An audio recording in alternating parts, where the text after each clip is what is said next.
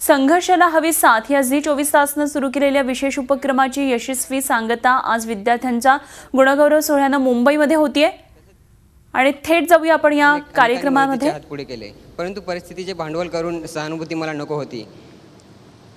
होती। त्यानंतर झी 24 तासचे माननीय श्रीमान प्रशांतजी परदेशी यांनी व त्यांच्या सहकार्याने माझ्याशी संपर्क साधला व त्यांनी संघर्षाला हवी साथ या उपक्रमाबद्दल मला सांगितले, तेव्हा मी होकार दिला।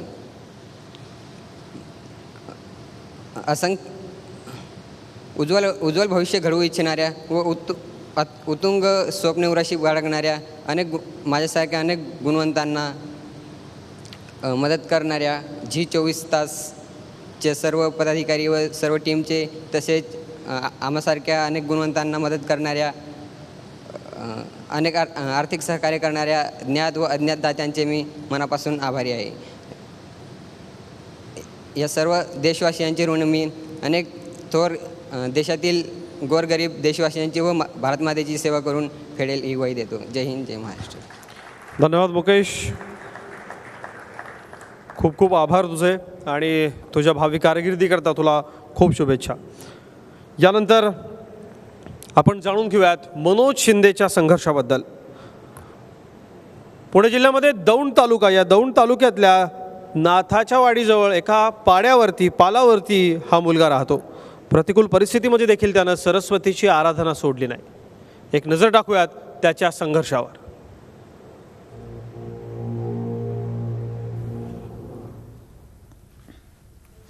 तर घरच्या प्रतिकूल परिस्थितीवर आणि अडीअडचणींवर मात करत 10वीच्या परीक्षेमध्ये 90% अधिक गुण मिळवणाऱ्या 20 गरजू गुणवंतांच्या संघर्ष कहाण्या आम्ही गेले महिनाभर आपल्याला दाखवल्या आणि त्याचा हा सांगता समारोह सध्या पार पडतोय मुंबईमध्ये। त्यांच्या या संघर्षाला मदतीचा हात देण्यासाठी महाराष्ट्रातल्या दातृत्वाला आम्ही आवाहन केलं आणि त्यानुसार केवळ महाराष्ट्र किंवा देशातूनच नव्हे तर जगभरातून मदतीचा ओघ सुरू झाला। झी 24 तासच्या प्रेक्षकांनी या गुणवंत गरजू विद्यार्थ्यांना लाख मोलाची मदत धनादेशाच्या रूपाने दिली। झी 24 तासचे मुख्य संपादक डॉक्टर उदय निरगुडकर यांच्या संकल्पनेतून साकारलेल्या या उपक्रमाचं यंदाचं हे 4थं वर्ष आहे आणि सध्या हा हृदय सोहळा मुंबई विद्यापीठाच्या दीक्षांत सभागृहामध्ये सुरू आहे। समाजाच्या सर्वच क्षेत्रामध्ये आपलं स्थान निर्माण करणारी दिग्गज व्यक्तिमत्व या कार्यक्रमाला सध्या उपस्थित आहेत।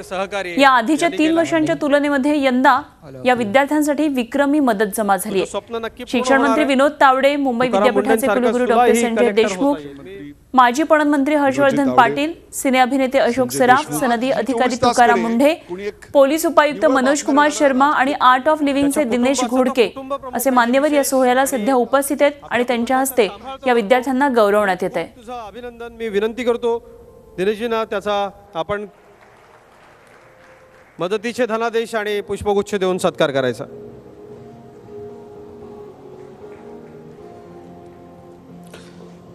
धन्यवाद दिनेशजी। मी विनंती करतो मनोजला, मनोज कृपया आपण आपलं मनोगत या ठिकाणी व्यक्त करावं। थँक्यू। मी प्रथम झी 24 तासचे आभार मानतो की त्यांनी मला इथे बोलावले, माझा सत्कार केला। माननीय कार्यक्रमाचे अध्यक्ष, उपाध्यक्ष, उपस्थित मान्यवरांचे जमलेले सर्व पाहुणे मंडळी, आज मी तुम्हाला माझ्या 10वीतील यशाबद्दल थोडक्यात सांगणार आहे। माझे नाव मनोज राजेंद्र शिंदे, मुक्काम पोस्ट नाथाच्या वाडी, तालुका दौंड, जिल्हा पुणे। मी लहान असताना, साधारण 1.5 वर्षाचा असताना माझ्या वडिलांचे छत्र रबले। तेव्हापासून माझ्या व माझ्या वहिनीच्या पालनपोषण जबाबदारी माझे आजी आजोबा व आई यांच्यावर पडली। त्यांनी मला वाढवले। वडील नसल्यामुळे आईलाच काम करावे लागते। आई दुसऱ्या शेतात कामाला जाते, आजी आजोबा बकऱ्यामागे जातात। त्यातून जे उत्पन्न मिळते त्यातून आमच्या कुटुंबाचा उदरनिर्वाह होत असे। माझे इयत्ता 1ली ते 4थीपर्यंत शिक्षण जिल्हा परिषदच्या प्राथमिक शाळेत इरिगेशन ऑफिसर झाले। तिथंच माझा प्राथमिक शिक्षणाचा पाया पक्का झाला। पुढील शिक्षणासाठी म्हणजे इयत्ता 5वीसाठी मी माटो विद्यालयात प्रवेश घेतला। तेथे माझे 10वीपर्यंत शिक्षण पूर्ण झाले। 10वीत मला 91% गुण मिळाले। घरची परिस्थिती अत्यंत गरिबीची असताना मी हे शिक्षण घेतले। आमचा कुटुंबाचा आजही व्यवसाय बकरी पाळण्याचा असल्यामुळे मला बकऱ्यामागे राहावे लागते। बकऱ्यांच्या पालावर राहून पडेल ती कामे करून माझा अभ्यास केला। स्थायी घर नसल्यामुळे दर 8 ते 10 दिवसांनी बकऱ्यांचं तळ दुसऱ्या शेतात बदलावं लागे। माझे शिक्षक नेहमी सांगत नो पेन नो गेन, कष्टाशिवाय फळ नाही हा विचार लक्षात ठेवून, तसेच माझे आजी आजोबा व आई यांच्या कष्टाची जाणीव ठेवून मी यश मिळवले। विशेष म्हणजे कोणत्याही प्रकारचे एक्स्ट्रा कोचिंग क्लास नसताना केवळ शिक्षकांच्या मार्गदर्शनातून व आई व आजी आजोबा यांच्या कष्टाच्या प्रेरणेतून मी यश मिळवले। माझ्या या यशाचे सर्व श्रेय माझे आजी आजोबा माझ्या प्राथमिक व माटोबा विद्यालयातील सर्व शिक्षक, आई व बहीण यांना राहील. माझे सर्व आई व आजी आजोबा यांना राहील. थँक्यू. धन्यवाद. मनोज, खूप आभार तुझे आणि तुझ्या कष्टाला एक दिवस नक्की यश येणार आहे. दिनेशजी, आपले खूप खूप आभार. धन्यवाद. झी 24 तास रहा एक पाऊल पुढे.